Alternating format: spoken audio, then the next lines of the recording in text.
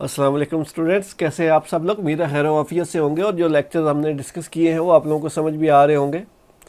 अब बढ़ते हैं आपके एक और टॉपिक की तरफ। आपका चैप्टर नंबर 7 का ये है, जिसमें हमने लास्ट लेक्चर में जो देखा था, हमने एक डिज़ाइन व्यू में जब फॉर्म का डिज़ाइन व्यू निकाला था, वहाँ पे कुछ कंट्रोल्स हमारे पास आ गए।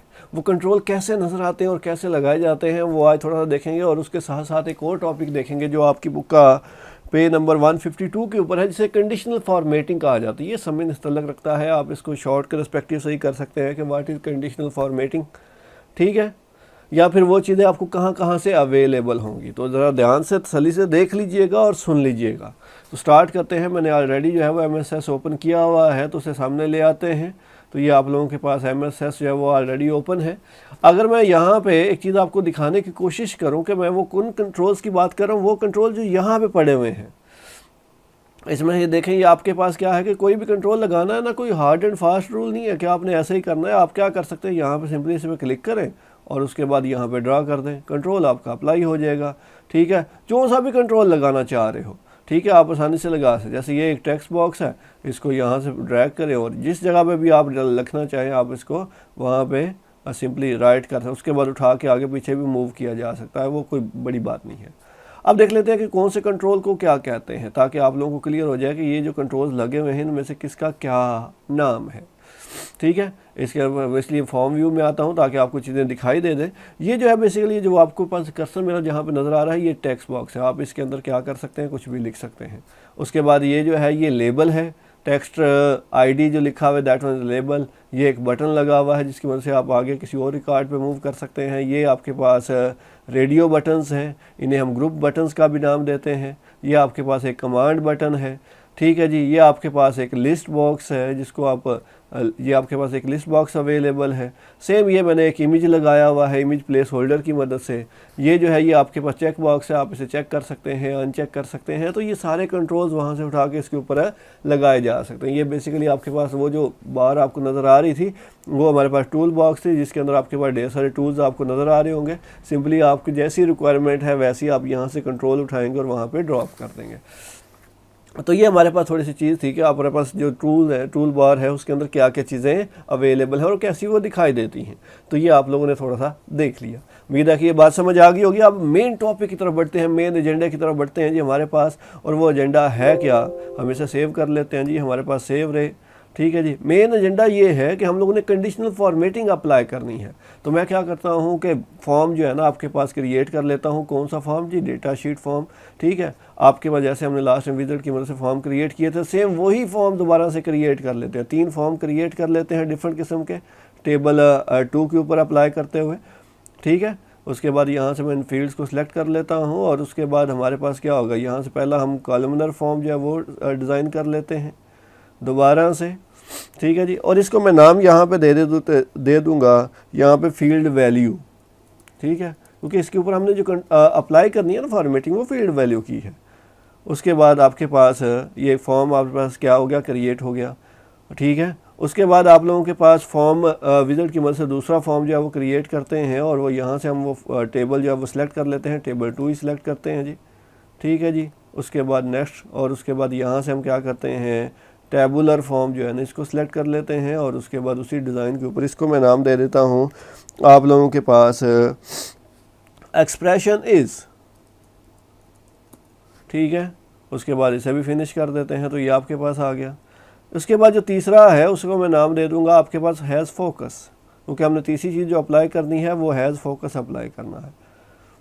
ठीक है जी, मैं यहाँ से क्या कर रहा हूँ, इन्हें ड्रा कर रहा हूँ नेक्स्ट, और इसको मैं डेटा शीट फॉर्म जो है ना इसका नाम देता हूँ और इसको मैंने कहा था क्या कहेंगे, हैज़ फोकस।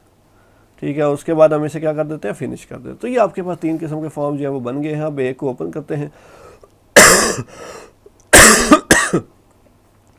इसमें सबसे पहला जो हम ओपन करते हैं वो है फील्ड वैल्यू। इसके डिज़ाइन व्यू में चले जाते हैं।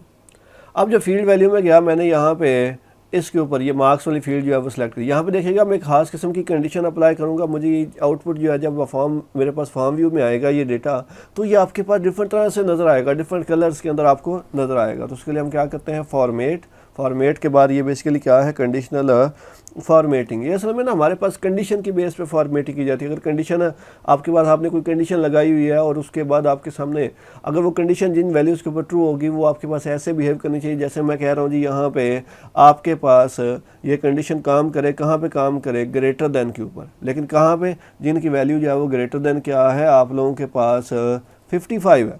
जब इनकी वैल्यूज ग्रेटर देन 55 वो कुछ ऐसे नज़र आना चाहिए, यानी कि बैकग्राउंड उनका ऐसा हो जाना चाहिए और फोरग्राउंड जो है वो कुछ ऐसा हो जाना चाहिए, वो थोड़े से बोल्ड भी हो जाए। अब देखते हैं क्या वाकई ऐसा होता है। ये आपने क्या किया, इसके ऊपर ये अप्लाई कर दिया। अब इसके बाद फॉर्म व्यू में चलते हैं, ज़रा गौर कीजिएगा।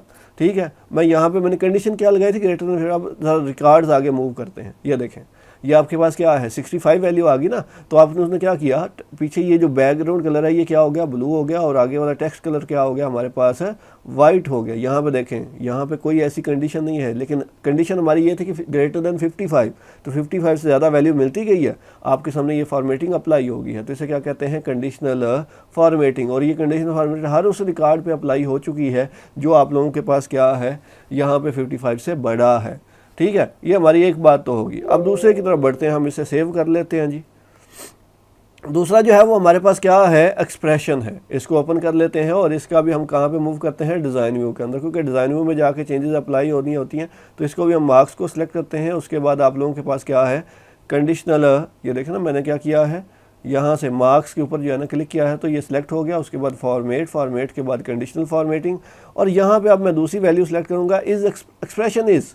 ठीक है, और इधर मैं एक्सप्रेशन ड्रा करूंगा, लेकिन एक्सप्रेशन कैसे ड्रा किया जाता है, ये वही एक्सप्रेशन ड्रा कर लेते हैं जी, ग्रेटर देन वाला। ठीक है, तो यहाँ पे मैं फील्ड का नाम लिख देता हूँ मार्क्स, कि इस फील्ड के ऊपर हमारे पास ये एक्सप्रेशन अप्लाई होगा, और वो क्या है, ग्रेटर देन 55, या मैं ग्रेटर देन 60 कर देता हूँ, चेंज कर देते हैं थोड़ा सा। उसके बाद क्या है कि आप लोगों के पास यहाँ पे फिर से वही कंडीशन अप्लाई कर देते हैं कि बैकग्राउंड ऐसा हो जाना चाहिए, फोरग्राउंड ऐसा होना चाहिए। ठीक है, थोड़ा सा बोल्ड भी होना चाहिए। ठीक है जी, और अगर कंडीशन अप्लाई नहीं हुई, ठीक है, तो फिर कुछ ऐसी चीज़ें आपके सामने नज़र आनी चाहिए जी। हम उसके ऊपर भी थोड़ा सा काम कर लेते हैं। तो ये मैंने आप लोगों के लिए क्या किया दिया, यहाँ पे कुछ चीज़ों को रिप्रेजेंट कर दिया। अब ज़रा इसको ओके करते हैं। जब ओके किया, देखें कंडीशन अप्लाई होगी। इसको दोबारा से फॉर्म व्यू में जाते हैं। अब ज़रा यहाँ पे गौर करें, जिनके ऊपर कंडीशन अप्लाई हो रही है वो ब्राउन कलर में आपको नज़र आ रहे हैं और आपके पास पिंक कलर में है, लेकिन जिनके ऊपर कंडीशन अप्लाई नहीं हो रही वो और तरह से टेक्स्ट नज़र आ रहा है। तो ये एक और वे है कंडीशनल फॉर्मेटिंग को अप्लाई करने का। अब तीसरा जो लास्ट है जिसमें फोकस की बात की जाएगी, जैसे मैं उसके ऊपर क्लिक करूँगा आप देखेंगे कलर चेंज हो जाएगा। तो वो इसको भी सेव कर लेते हैं। अब वो कैसे है, हैज़ फोकस वाले टेबल को, फॉर्म को सिलेक्ट कर लेते हैं। उसके बाद इसका भी हम क्या, कहाँ पे जाएंगे, डिज़ाइन व्यू में ही जाएंगे। और डिज़ाइन व्यू में जाने के बाद हम क्या करते हैं, इसको ओपन कर लेते हैं। अब यहाँ पे जो हैज़ फोकस है ये हम अप्लाई करते हैं सब्जेक्ट के ऊपर, सपोज दैट। ठीक है, या मार्क्स के ऊपर ही कर लेते हैं। तो हमारे पास क्या है, कंडीशनल फॉर्मेटिंग, और उसके बाद यहाँ पे देखिए अब तीसरे की बात आ गई, और वो क्या है, हैज़ फोकस। जब हैज़ फोकस आ गया तो यहाँ पे जैसे ही फोकस है तो उसका कलर कुछ ये हो जाना चाहिए। ठीक है, मैं यहाँ से ये ब्लू कर देता हूँ और दूसरा जो है वो क्या कर देता हूँ, आप लोगों के पास रेड कर देते हैं। ज़रा देख लीजिएगा क्या वाकई ऐसा हुआ है। अब ज़रा मैं इसको दोबारा से ओरिजिनल हालत में लेके आता हूँ, ज़रा गौर कर लीजिएगा। ठीक है, हमारे पास क्या है कि जैसे ही देखें मैंने इसके ऊपर क्लिक किया ना, ये देखें वो क्या हो रहा है, जैसे उसके ऊपर फोकस आ रहा है वो कलर चेंज कर रहा है। तो ये हैज़ फोकस का असल में ये मतलब होता है कि जैसे ही फोकस आए तो उसका कलर क्या हो जाए, आपके पास चेंज हो जाए। तो ये भी एक किस्म की क्या है, कंडीशनल फॉर्मेटिंग है, जो कंडीशन के बेस पे आपके सामने अप्लाई हो रही है। लेकिन इसी टेबल के ऊपर देखिएगा मैं एक और कंडीशन अप्लाई करता हूँ, जिसमें ये देखेंगे ये जो कंप्यूटर लिखा हुआ है ये आपके पास पासवर्ड की तरह शो होगा। ठीक है, उसे इनपुट मार्क्स की मदद से हम परफॉर्म करेंगे, लेकिन कैसे परफॉर्म करेंगे वो ज़रा देख लेते हैं जी। आप लोगों के पास फिर से वही, आपके पास क्या है, डिज़ाइन व्यू में आऊँगा, मैं सब्जेक्ट वाले खाने में आ जाता हूँ। उसके बाद ये जो है आप लोगों के पास प्रॉपर्टीज़ में जाना होता है, और प्रॉपर्टीज़ यहाँ पे अवेलेबल है, ये प्रॉपर्टीज़ है। उसके बाद देखें ये डेटा की फील्ड है, और उसके बाद ये इनपुट मार्क्स है। इसके ऊपर जाता हूँ और यहाँ से जाके मैं इसको ऐसे सेलेक्ट कर देता हूँ और नेक्स्ट, और उसके बाद फिनिश। तो आप ज़रा गौर कर लीजिएगा कि ये क्या करेगा, जब मैं इसको ओपन करूँगा तो यहाँ पे सारी की सारी फील्ड्स कैसी बन चुकी होंगी, ये देखें पासवर्ड की तरह हमें जो है चीज़ें शो हो रही हैं। तो ये आप लोगों के पास एक और है। उसके बाद आप लोगों के पास एक और अवेलेबल है कि आपने कोई भी कंट्रोल है उसकी, आप चाहें तो उसकी चेंज वगैरह कर सकते हैं, उसकी टाइप चेंज कर सकते हैं। तो वो डिज़ाइन व्यू में ये सारा काम होगा। तो हम क्या करते हैं, ये जो रोल नंबर है ना, इसके ऊपर क्लिक करते हैं, फॉर्मेट में जाते हैं। ठीक है। फॉर्मेट में जाने के बाद यहाँ पे ये चेंज टू, तो उसके बाद उसको लेबल में चेंज करना है, लिस्ट बॉक्स में चेंज करना है या कंबो बॉक्स में चेंज करना है, तो आप चाहें तो उन्हें चेंज कर सकते हैं। तो ये आप लोगों के पास ना डिफरेंट तरह की कंट्रोल्स अवेलेबल हैं, डिफरेंट तरह की फॉर्मेटिंग अवेलेबल है, जो आप इसकी मदद से आसानी से परफॉर्म कर सकते हैं। ये है हमारे पास कंडीशनल फॉर्मेटिंग, जिसमें हमने ये देखा कंडीशन की बेस पे फॉर्मेटिंग अप्लाई होगी।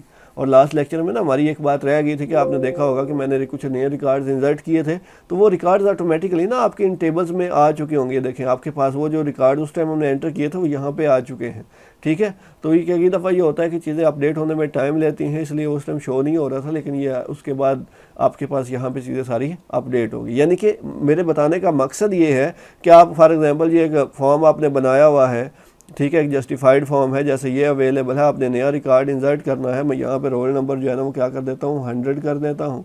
सब्जेक्ट जो है ना वो यहाँ पे हम लोग ज़ूलॉजी बी कर देते हैं, और उसके बाद जो मार्क्स है, देखिए मैं क्या कर रहा हूँ ज़ूलॉजी बी, और मार्क्स जो है ना वो 200 कर देता हूँ। उसके बाद जैसे इसके ऊपर क्लिक करूँगा ना तो मेरा रिकॉर्ड इंसर्ट हो जाएगा। लेकिन अगर इंसर्ट नहीं होता तो इसका ये मतलब नहीं है कि वो इंसर्ट नहीं हुआ, बल्कि क्या है थोड़े टाइम के बाद वो लाजमन आपको वहाँ पे शो होगा, ठीक है।